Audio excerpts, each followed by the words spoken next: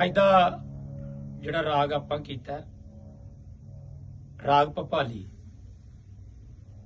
ਰਾਗ ਭੋਪਾਲੀ ਤਾਲ 3 ਤਿੰਨ ਤਾਂ ਮਾਤਰਾ 16 ਭਾਗ 4 ਵੰਡ ਤਾਲੀ ਖਾਲੀ। ਇੱਕ 5 13 ਤਾਲੀ 9 ਖਾਲੀ। ਇਹਦੀ ਜਿਹੜੀ ਉਠਾਨ ਹੈ 9ਵੀਂ ਤੋਂ ਹੈ, ਠੀਕ ਹੈ। ਔਰ ਇਹਦੀ ਜਿਹੜੀ ਜਾਤੀ ਹੈ ਉਹ ਔੜਵ ਜਾਤੀ ਹੈ। ਇਹਦੇ ਵਿੱਚ ਵਿਵਰਜਿਤ ਸੁਰ ਮਾਂ ਐਂਡ ਬੋਲੋਚੀ ਨੀ, ਮਾਂ ਤੇ ਨੀ ਵਿਵਰਜਿਤ, ਤੇ ਬਾਕੀ ਸੁਰ ਕਿੰਨੇ ਬਚੇ? 5। ਔੜਵ ਜਾਤੀ ਦਾ ਰਾਗ ਹੈ, ਠੀਕ ਹੈ।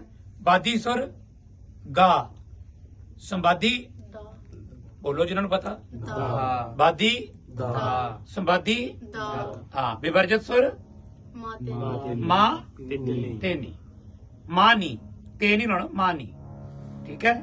ਆਓ ਸਥਾਈ ਗਾਓ। ਸਾ ਸਾ ਗਾ ਪਾ ਗਾ ਰੇ ਸਾ ਰੇ ਗਾ ਗਾ ਗਾ